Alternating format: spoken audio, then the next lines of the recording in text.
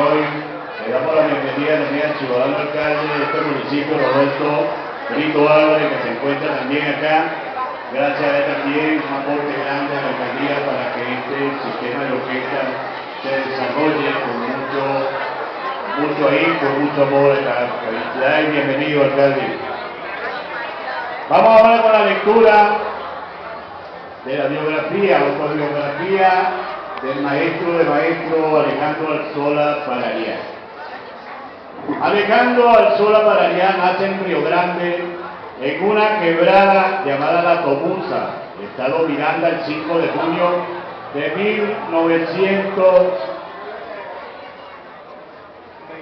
1925. Es el primero de 4 hijos de Benjamín Arzola y Emilia de Arzola. Su esposa María de Arzola, con quien tuvo los siguientes hijos: Carmen, Orlando, Pedro, Mariana, Lérida, Denia, Marcos, Iberis, Magdalena y Miriam. Posteriormente, el señor Alejandro, a la edad de 12 años, se fue a Río Chico, a la casa de Ángel Matute, fabricante de bandola, y se dedicó a observarlo. Nunca le hizo una pregunta ni lo molestó para nada. Nunca se portó malcriado como los muchachos de ahora. Siempre le fue obediente y le hacía los mandados. Pasado el tiempo, un buen día se decidió y dijo: voy a hacer una bandola. Y efectivamente la hizo. Le estaba agradecido a Ángel Matute por haberle permitido la entrada a su casa. Acota que en la mañana trabajaba y en la tarde se dedicaba a observarlo cómo fabricaba la bandola. Hizo una pasantía de tan solo 5 meses. El señor Ángel Matute le dijo que tenía que pasar como 2 años en su taller para aprender el arte. Hoy en día el señor Alejandro dice que 2 años no es suficiente para aprender, sino 3 años o más, dependiendo de la capacidad del interesado. Sabias palabras. Cuenta el señor Alejandro que sus inicios en la ejecución de la bandola comenzaron al oír tocar en la casa de su padre, Benjamín Arzola, al señor Manuel Marcano, quien venía procedente del Guapo, después de las fiestas de Cúpira, quien tocó varios pasajes, de los cuales se aprendió algunos de ellos. Manuel Marcano fue la primera persona a quien vio tocando la bandola. Su tío José tocaba arpa y al ver y oír el toque de la bandola le llamó la atención porque era un instrumento pequeño que se podía transportar fácilmente, sonaba bastante y tenía menos cuerdas. Estuvo unos días en el Guapo oyendo tocar bandola Juan Rebollero, mas no le impartió clases didácticas, sino que solo se dedicó a oírlo. Por eso dice que aprendió solo. Se interesó primeramente por aprender a afinar la bandola y no la tocaba. Su tío Merced, ya por cierto estábamos oyendo este nombre de palabras del programa de ayer del amigo Eliezer Hernández con el primo Alcide Arzola, donde hablaban del tío Merced. Sí la tocaba, mas no la afinaba. Tío Merced tocaba la bandola, mas no la afinaba. Así que cuando su tío estaba invitado a tocar, tenían que ir los dos. El tío la tocaba y él la afinaba. A la edad de 20 años llegaba a los cantiles y a San José de Guaribe a los 23 años de edad.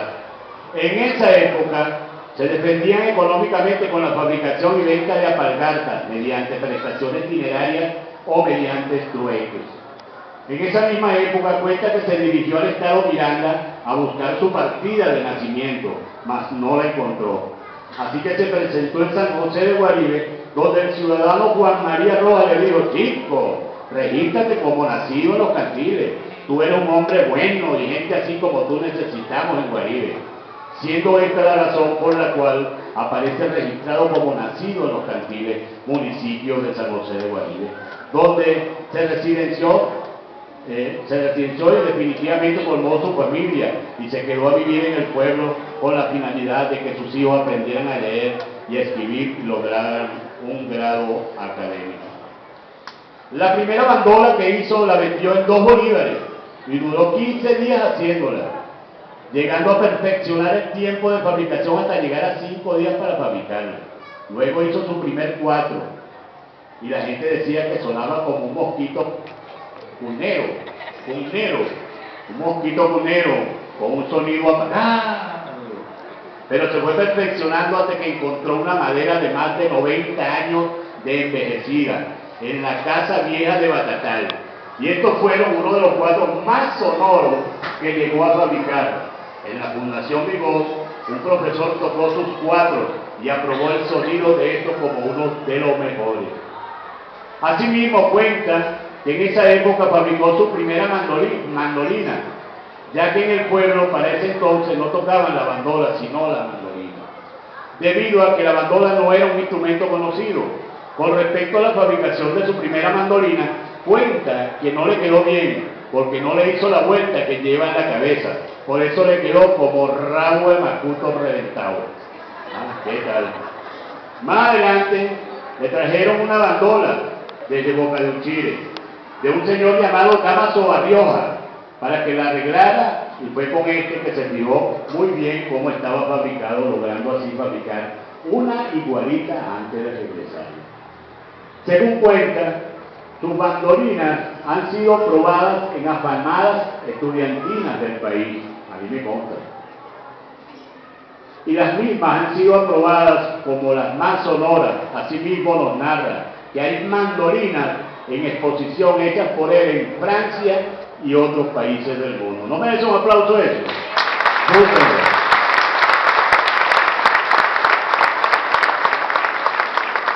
La primera guitarra grande no sonaba nada. Este instrumento le costaba más trabajo fabricarla y nunca le pudo llegar al sonido, porque él dice que todo instrumento tiene sus más y sus menos, que es como un bollo envuelto en una hoja de maíz y la arepa, que aun siendo la misma masa, tiene diferentes sabores.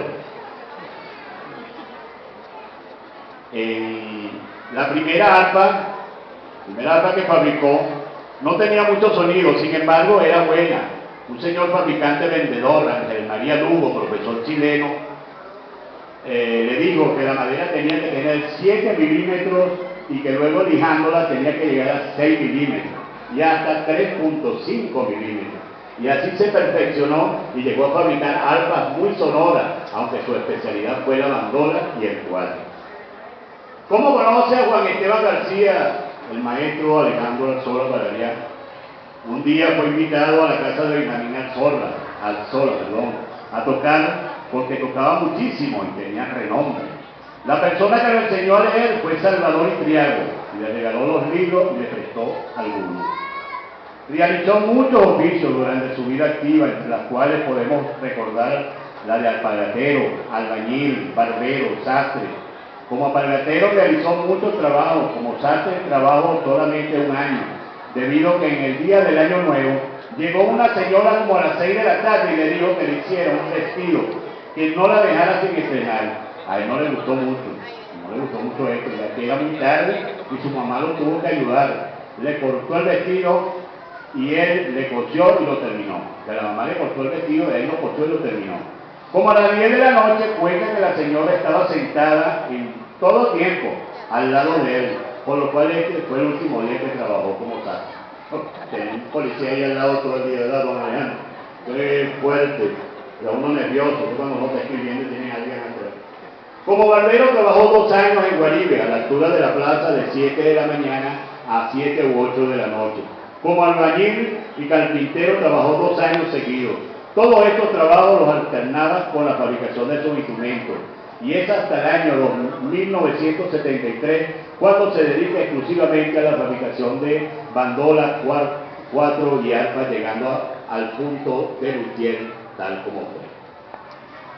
Reconocido en el año 2000 en la primera feria de artesanía en Puerto Rico, el maestro Alejandro Arzola aconseja a las nuevas generaciones que trabajen con amor, que le pongan empeño a lo que estén haciendo.